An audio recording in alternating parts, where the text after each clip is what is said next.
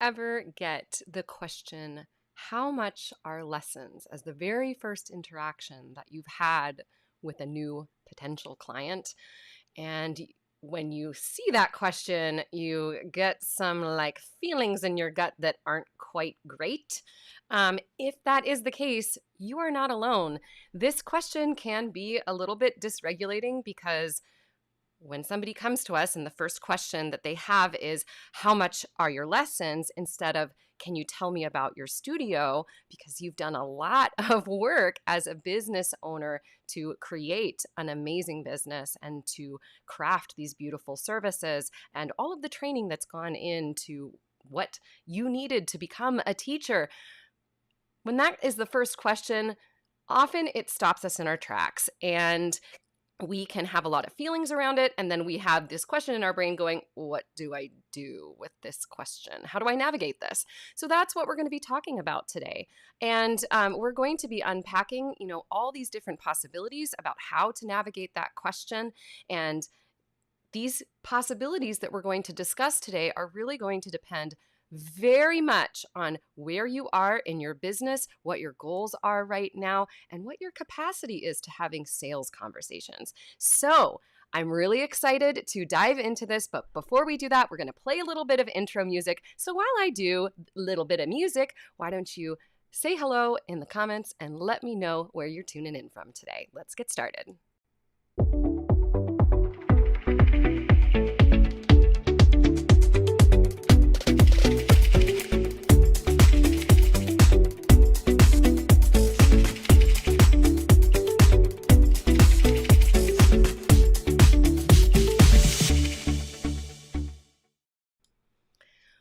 Welcome. I'm so glad that you're here today. If you are tuning in and you are new here, hey, my name is Sarah Campbell. I am a business strategist, mindset, and marketing coach for music studio owners just like you, those independent music teachers and multi-teacher studios as well. And every Wednesday, most Wednesdays, we go live here and we talk about all those topics. We talk about the business strategies that you need in order to become a successful business owner. We talk about the mindsets that need to be in place in order for those strategies to work. And we talk about things marketing because that's kind of my happy spot. So welcome. The topic of the day is, how do we navigate this how much are lessons question? I see this question pop up in a lot of forums, and I've done some deep thinking around this question myself, and I'd love to share some thoughts and some resources for you to consider when that question pops up. So we're going to unpack all of the things today, but before we do that, let's just take a moment to say hello to everybody. Laura's tuning in. Hey there, Laura. Grace said, yeah, I hate this question, but it's not going away. We're going to talk about that. Yep. Susan is tuning in from New Jersey. Hi, Susan. Nice to see you. And yes, Karen says it's usually the first question they ask, and Laura says it feels icky, right? Okay, hey, you are not alone in the icky.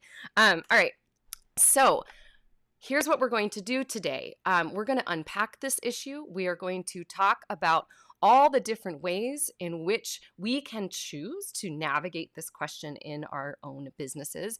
And I'm going to be mentioning a very important resource for those of you who wish to up your game when it comes to that inquiry process, when it comes to somebody landing in your email, or what do they say, sliding into your DMs, or maybe, oh my gosh, shock of shocks, calling your phone. Whatever method somebody is using to reach out to you that first time, there is a really great resource that a friend of mine wrote. It's called The Art of the Inquiry, and we're going to talk about that ebook today, in addition to discussing all of the possibilities. Oh, Karen says, I love your earrings. Thank you. These are very fun.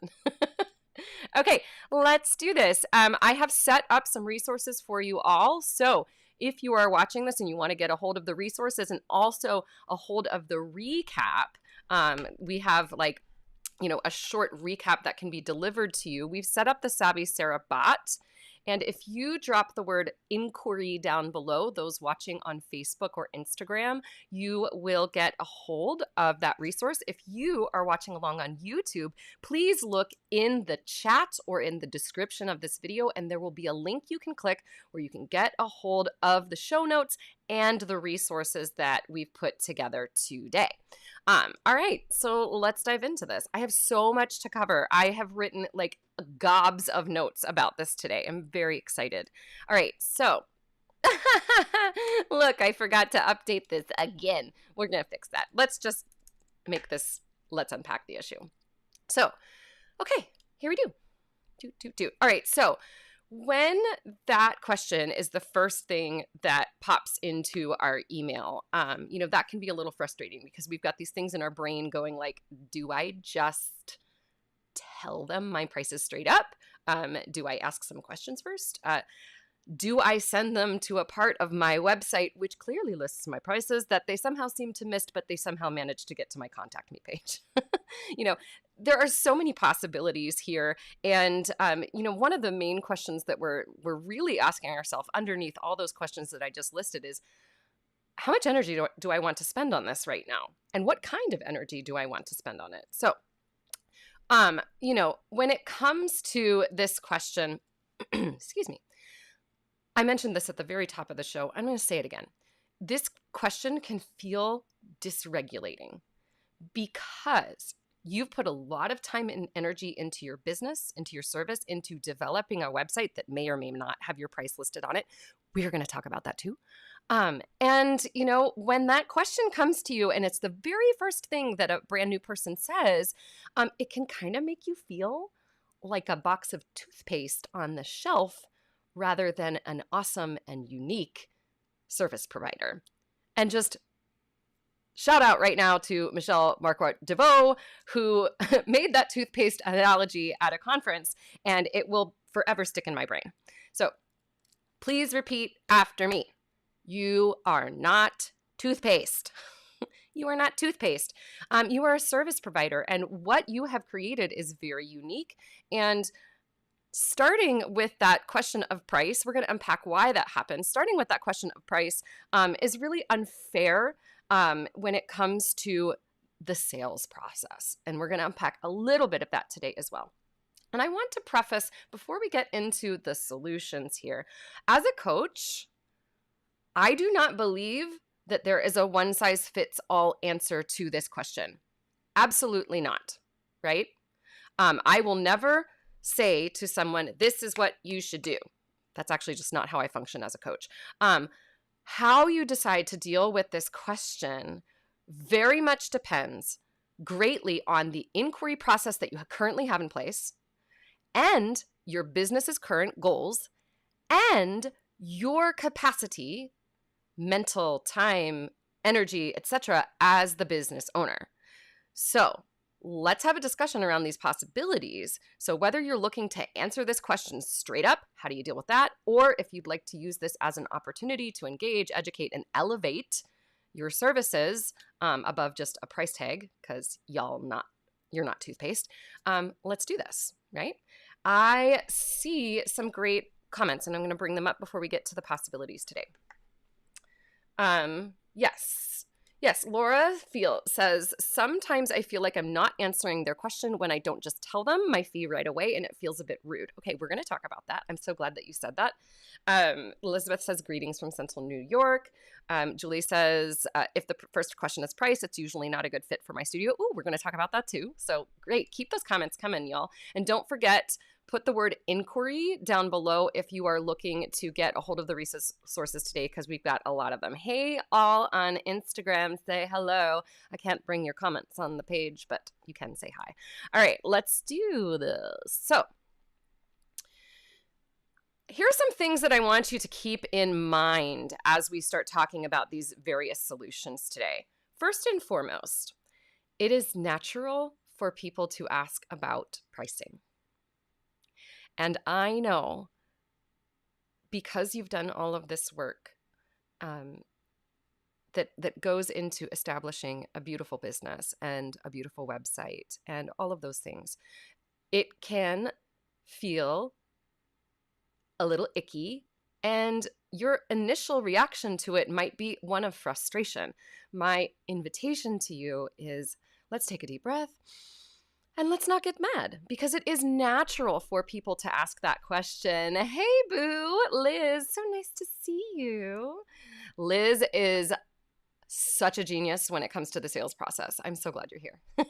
Hey there, Stephanie. Nice to see you too. So keep in mind that it's natural for people to ask about pricing. They have budgets to keep in mind. And just because they're asking about pricing does not necessarily mean anything about them.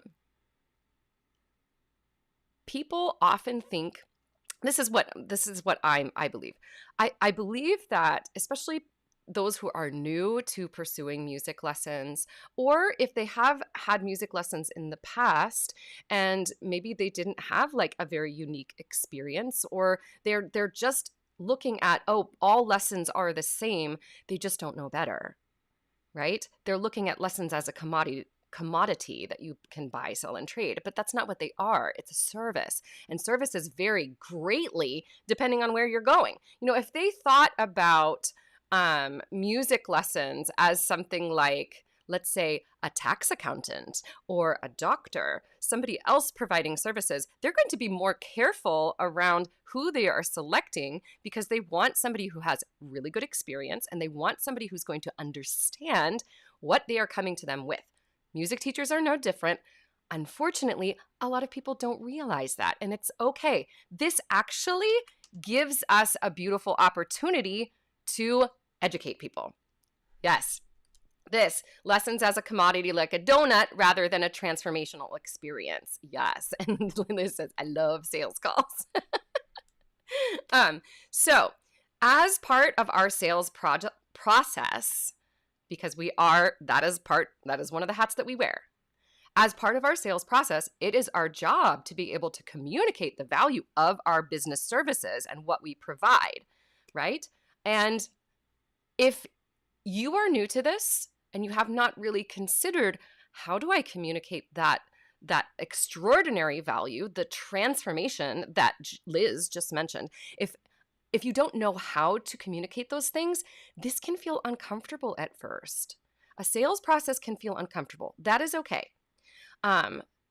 There's no judgment, right? No judgment here. It's okay if you have not put in the time to figure out how to communicate those things yet. That's why you're here, right? That's why you're listening. So to come up with your own process around how to deal with this question, we are going to answer the following questions. So grab a pen. I did not write these down on the slides. Grab a pen. Here are the questions that I want you to ask yourself. What does my business need right now? Because you may be in, we're all in different seasons of our business. Maybe your business is currently enrolling students and that sales process is really important right now. Maybe your business is putting together a wait list. And that is going to shift how you deal with this question. The other thing that's going to shift how you deal with this question, here's the second thing you ask yourself. What is my capacity as a business owner at this moment? Because depending on what is happening in your season of life right then, if you are flooded with like 5 inquiries where people come to you and their first question, hopefully this is not happening because that would be a lot. 5 inquiries where the very first thing they ask is, what is the price? That's a lot of things to deal with all at once. So you have to consider your capacity. And the third question I want you to ask yourself is, how can I organize this process so that it is easy for me to answer these questions? Yes, we're going to talk about automation. All of these questions that I just mentioned, these things that we need to consider and keep in mind before we put together a process, all of these, they tie into another very important question. Should I list my prices? We're going to touch on that as well. Hey there, Amy is tuning in from Pennsylvania. I love it. So I would love to know, okay, so the things that we've talked about so far, those things that we want to keep in mind, if anything resonated with you or if anything struck a nerve, please let me know. Whether you put that in the comments or you send it to me in a private message. I'd love to know, how is this falling with you? Like, how is this settling? Yes. Okay, Liz says, yes, yes, yes. Automation and scripts, 100%, so important, exactly. Okay, so let's shift into how do we deal with this question. Again, coming back to there is no one-size-fits-all answer to this, but what we can do is figure out, what do I need right now, right? So those questions that we just asked about your business goals and what your capacity is, let's go through some options. So if you are actively enrolling, meaning you are seeking out new clients, you have space in your roster right now. And let's assume at this point you also have a good capacity to engage with the sales process. You have time and energy to guide somebody through a really robust sales process where you are navigating this question of how much are lessons. So this is actually your moment to shine, dear friends. And again, you might feel uncomfortable at first if you're new to this, but remember, it's only uncomfortable because it's new, and if you practice it, it won't be new. This is your moment to shine because it gives you the opportunity to showcase the incredible value, the transformations, and the unique experience that your lessons offer. So before we answer that question about price, I want you to think about the rest of the sales process. And if you're not familiar with what a sales process looks like, y'all, I'm going to bring this image up on the screen multiple times today. I highly suggest, can I point to it? Yes, I can. I highly suggest that you check out this ebook. Psst, it's 50% off right now, and I'll give you deets about how to get that 50% off in just a second, okay? But if you are unfamiliar with the sales process, you need this book. Hands down, period. Read it first. Okay, so the question becomes, if you are actively enrolling and you have capacity for the sales process, the question becomes, what do you want your process to look like, right? There are so many options here. And, you know, it could be things like, oh, does it start with a phone call? Does it start with an email? Does it start with a form that somebody fills out on my website? Does it start with a Zoom meet and greet, etc.? Is there a paid initial fit lesson a part of it? Is there a free trial lesson a part of it? The possibilities are endless, and there is no one right answer for everyone. Your answer is going to depend on how your business is set up and what your goals are. So once you figure out some of those things, you know, what is that first step? And I'm just briefing over the beginning of how to deal with this question, right? If somebody comes to you with that question, you have the opportunity to either answer that question outright or lead them through the sales process to say something like, thank you so much for reaching out. I am so glad to hear from you. Let's see, our studio provides a unique experience for every client, and so pricing depends on your specific needs and desires. Let's get together and talk about what you are looking for in a teacher. And that is going to give the opportunity for that person to step into that conversation. So that's just one example about what you might say. There might be many other different types of ways to come about this. So if you are looking for new students, you have that capacity to go through the sales process. You're going to decide, what is my first step? You're going to decide what are the questions that I'm going to ask people. And you're really going to identify, like, how can you get the information from this brand new potential client and really learn what is it that they're looking for. And this gives us the opportunity to decide whether or not you are a perfect fit. Now, this takes us into a very robust inquiry process, so I'm not going to go any further with that, okay? We're going to kind of leave it there with the two things, right? Figure out what your first step is, and then think about what are the questions that I'm going to ask. The price is going to come after you get the information from this client about what they are looking for, what their goals are, and you've had the opportunity to talk about how your services can offer unique solutions to those goals. Got it so far? If you are with me, let me know. Drop an emoji or something. Give me a heart, give me a thumb, like this video, all that stuff. All right, let's continue. All right, so if you are actively enrolling, now we're going to shift. Let's say that you're actively enrolling, but your capacity is kind of low right now. You're really busy. There's a lot of things going on. Maybe you do have one or two spots, but you don't have a lot of time to engage in a robust sales conversation that's high touch. At this point, this may be where you want to start listing prices on your website to reduce the number of price questions that you're getting.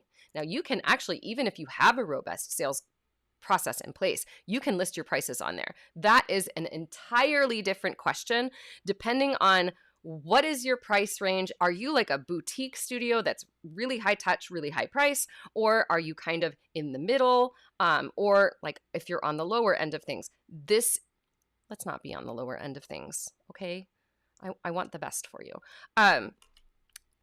Depending on your pricing, you may or may not want to list it on your website. We're not going to answer that question today. We're just kind of dancing around it. So you may want to keep in mind that if you are not going through a full, robust sales process in person, whether that's via email or on the phone or on Zoom or whatever like that, where if that price question comes up first, you definitely want to have a website that's going to fill in the gaps. So your website, and this goes for everyone, but especially if you're not having that high touch sales process, your website needs to be able to communicate the transformation and what makes your studio unique. It also needs to really identify who your ideal client is. So if you are looking for students, you don't have a lot of time for that sales process, maybe your response to that question is to lead them to your website where they can learn more about your studio and take that first inquiry step via a form.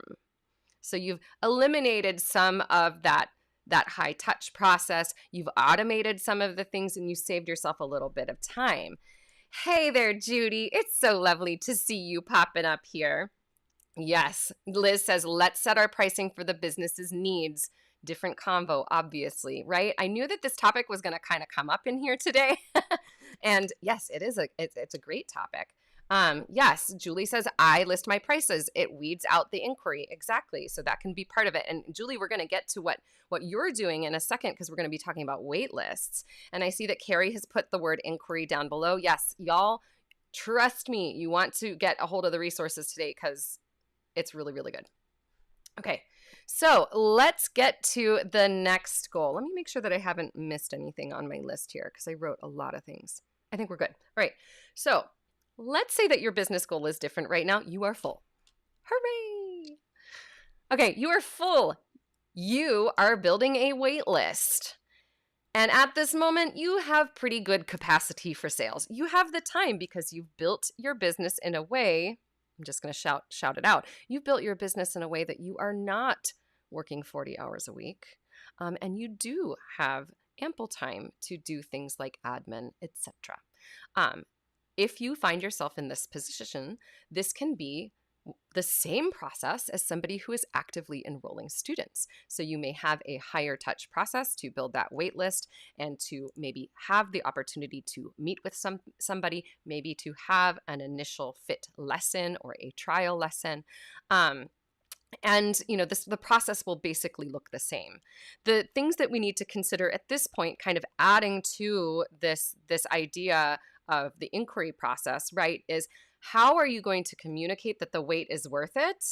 And how will you keep this wait list active? Now, we're not going to answer those questions today, but I just wanted to mention that because I think it's important, okay? Now, let's shift into, okay, you're building a wait list, but you have a lower capacity for the sales process because you're kind of maxed at this moment. You are busy. You've got a lot of projects going in addition to what you're doing with your students. You are a high touch teacher and dang, you busy, okay? So if that is the process, your goal at this point is to reduce the amount of time and the number of tasks that you have to have your hands in. Get your hands out of the pie, right? This is where it can be super duper useful to have more automated things inside of your process, to have and to like have more templates and forms in place. And just shout out to Liz for mentioning like automations at the top of this. Templates and forms, they are for everyone. So if you are struggling in answering that question, no matter what your goal is or your capacity is, if you don't have a template, that's one of the reasons you're struggling, right? Have a template in place. Save it in a Word document, save it in a Google Doc, save it in your email, etc. Have a template in place where you can basically plug and play, putting in somebody's name, maybe if they've given you any details in addition to like asking the question about price, etc. And you can then send that template off. Okay, back to this point. I kind of digressed. If you are building a wait list and you have low capacity, this may be where you do want to shift where you were talking about price from the beginning, because we can, at this point, use price as a tool to weed out those who are not serious. It's exactly what Julie said earlier here. I list my process. It weeds out the inquiry. This may also, just side note, if you are completely full and you have a giant wait list, this is your invitation to raise your prices. You are in high demand. This is your invitation. If you need help with that, let's chat. Okay, so let's keep going. Lots of things came up on the screen. We're almost wrapping this up, but if you're finding this valuable, I said it before, but please make sure that you love this video or you like this video or you comment on this video, because every time you do that, that is really, really helpful for us here, because, it gives us that little organic boost, and you're watching right now. So if you can take one moment and show a bit of appreciation by liking or commenting and all that stuff, that's really, really, really important to us, and I super appreciate it. Okay. Hey, Karen says, we're going to bring up all of these comments here for a second. I designed an intake form and I asked them to fill it out to get on my wait list. Same. When I was actually still taking a wait list, that is what I used to do as well. That was my response. You can fill out this form. It was very low touch because I was at high capacity. I was and am working multiple jobs. Let's see. Liz says, I have a weird reaction to that because she's a fan of high touch process, but your business also has high volume, so you already have systems in place for both high touch and low touch, and I love that. And she says, also disclaimer, I get to do all the sales for the business and I love it, and I'm good at it in part because I am not the service provider. That is a fabulous thing to bring up for those who are multi-teacher studios. You really want to consider, what is your role as the owner of that business? Yes. Judy says, I definitely list my prices and I'm expensive and I'm full. There you go, right? Yes, economics, baby, price elasticity of demand. I love it when you bring out the fancy terms, Liz. It's great. Elizabeth says, this is so helpful as I refine this process after a couple of great pieces of feedback from recent inquiries. Very good. Karen says, I love that you're chatting about this. Yay, well, there's a reason. There's a reason. Oh, thanks, Judy. I appreciate that. You're fantastic. Rebecca says, we are a very high touch, but low volume. We've just launched a low touch sales process for our newest program. Very excited. I love that. Exactly. There's so many ways to go about this. And Susan shares, oh, Susan, this is fantastic. I like to use Google Forms for new and potential students. I do the same. And, as part of the process, my Google form is where I'm asking all the important questions. So speaking of asking important questions and putting together an inquiry process that has some automation in it, that has some templates in it, where you've done the work ahead of time, if you are looking to do that and you would like to establish a standard operating procedure, SOP, around how you handle inquiries, please, please, please, please, please, please, please buy this book. Let me tell you why. Okay. First off, this is written by my very, very, very good friend, Michelle MARKWART DEVEAUX.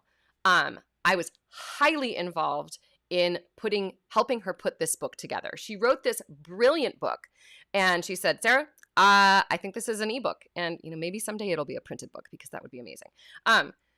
And I got to be involved in the editing process, and I also was the layout person because I really like doing things like that. It just feeds my soul. I don't know why. At any rate, this book is genius. It's also 50% off for all of December 2023. So that means that you can get it for $4.50, which is amazing. It leads you through the entire process of crafting an inquiry SOP. It also talks about difficult questions like, should I offer a free lesson or not a free lesson? and what to do with that sales process and how to move a client through that process and then move them into your contract. It details every single thing. And when I read this book, I was like, oh my gosh, like I know a lot of these things in my brain nuggets and in my heart, but the way Michelle laid this out is freaking brilliant. And this is not something that I've seen in any other coach in our industry. So please, please, please get a hold of this book. If you do want to do that, then what you're going to do is you're going to drop the word inquiry down below. I will send you a link to where you can get this book. And there is a code, which actually I didn't write down here on the screen, but the code is, it's going to be delivered to you via Messenger. The code is half off my book, because that's just how it is. So the entire month it's going to be half off. Awesome. Judy just popped inquiry down below. I love it. Okay, so we're going to answer a couple of questions here, and then we're going to do a rapid recap. Yep. And you know what? Actually, I can't comment on it here. I can comment on it. It's all half off my book, all capital, all one word. It's kind of awkward, but it is going to give you, the message that you're getting via the Savvy Sarah bot is going to detail that coupon code. If anybody has problems with it, let me know. All right. Questions. We had some questions down below. Okay. The questions are, here we go. What are the important questions to ask on those templates? Well, Carrie, actually that book goes through an entire process of what to ask, but I can share some of the questions that I typically ask. So for me, some of the questions that I like to ask of potentials are, why are you seeking out voice lessons? Let's just talk about voice lessons for now. You could apply this to piano, right? Why are you currently seeking out voice lessons? Or another way to ask would be, what are your current goals as a vocalist? Please detail all of the things that you are hoping to do now and in the future. I might also ask questions like, are you dealing with any vocal injuries, right? That is something that you're probably not going to deal with as a pianist, but maybe, right? So it can also be things like, have you taken lessons in the past? Or what are you looking for in a teacher? Things like what motivates you, what demotivates you. Your list of questions can either be fairly simple with basically asking, what are you looking for, right? What are you hoping to do as a vocalist?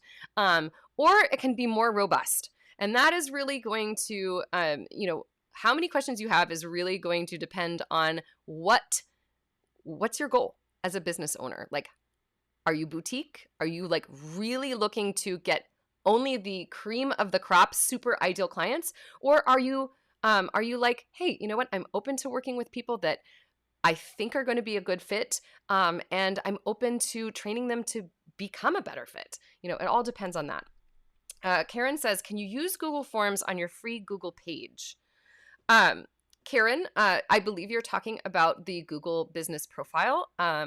You can, if you want, I think, like in the description, link to your form. But honestly, I think you're better off driving them to your website and to the first step on your website where they can get into that inquiry form. The reason being is we want them to go to your site, because the more traffic that you go to your site, the better your SEO ranking gets. So make sure that you do that. All right, let's keep going. Okay, so you said you don't have a website. In that case, yes, you probably could do that. Or you could have a way like for people to start that contact by emailing you, etc. There are many other options there. Play around with Google Business Profile. If you haven't looked inside of the social media course, I know you're in it. We did a whole update in August that details some of the new options inside of there. And so you may have some things there that will be important to you. All right. I think if there's any final questions, let me know. Otherwise, we are going to go into our rapid recap. Okay. I think we're rapid recapping. This is going to be a hard one to rapid recap. Like, please drum roll, because I have no idea how I'm going to cram this into 3 minutes. I can do this. I can do this. All right, here we go. Somebody lands on your website or on your socials and they send you an email or a DM, and the very first thing that they ask you is, how much are lessons? Have you ever been there before? Yeah, I get it. That can be a little frustrating. And it can feel a little bit dysregulating too, because you put a lot of work into your business. And when somebody asks that question first, it kind of feels like they're shopping for toothpaste rather than music lessons. Please repeat after me. You are not toothpaste. As a coach, I do not believe that there is a one-size-fits-all answer to this question. How you deal with this question will really tie into what your business needs are right now and your current capacity as a business owner. So let's unpack a couple of tips that you can use. If someone comes to you with the question, how much are lessons, and you are actively enrolling students and you have the capacity to guide them through a good sales process, this is your moment to shine. This is your moment to, rather than immediately answering that price question, to lead somebody through the sales process where you can discover what are they looking for, is it a good match for what you are providing, and how can you really communicate the transformation that they are going to experience. So this is where you get to decide what is involved with my inquiry process, right? All right, let's say someone comes to you with the price question. You are actively enrolling students. However, you have low capacity for sales process right now because you are involved in a lot of projects and you really don't have the time or energy to have a lot of high touch in your sales process right now. There are a couple of things you can do. One, you can outsource that sales process. It might be time to bring somebody else on board. Or two, this might be where you really want to dial your automation in and make sure that you automate as many things as you can, basically reducing the number of tasks that you have to do and hopefully reducing the number of questions that you're going to get around pricing. This may involve listing prices on your website. This may involve, making sure that your website has tons of information that really dives into what makes your studio unique, the transformations that clients are experiencing, etc. All right, on the other side of things, if someone comes to you and asks the question, how much are lessons, and you are currently building a wait list, but you have a low capacity for really leading someone through a robust sales process, your goal at this point is to reduce the amount of time that it takes and the number of tasks that are involved with answering that question. So it can be useful to have prices on your website. It can be useful to have automated templates in place. This may be also where you want to shift where you're talking about price. The topic of price normally comes at the end of a sales process, not at the beginning of a sales process. However, if you are completely at capacity, you've got a big wait list, it might be time to shift that conversation about price a little bit closer to the beginning of the sales process. And this is probably your sign that your prices need to go up. All right, that is all we are going to say for that little bit of a recap here. If you want to listen to the full conversation of that, and you're just catching this recap later on, go ahead and drop the word inquiry down below. And if you're interested in really dialing in your inquiry process, I highly suggest getting a hold of this book. Art of the Inquiry is a game changer. If you want to get a hold of that, again, put the word inquiry down below. And don't forget, right now it's currently December 2023. That is 50% off, so you can get it for like a steal of a price. All right, that's it. If you enjoyed today, please be sure to follow and subscribe, and you can join me next Wednesday at noon Eastern for more discussions around business strategies and mindset and marketing and all that good stuff. And in the meantime, stay savvy and stay you, because you are an amazing music teacher and there is no one in the world quite like you. And I think that you are pretty dang awesome. We will see you next time. Thanks for being here.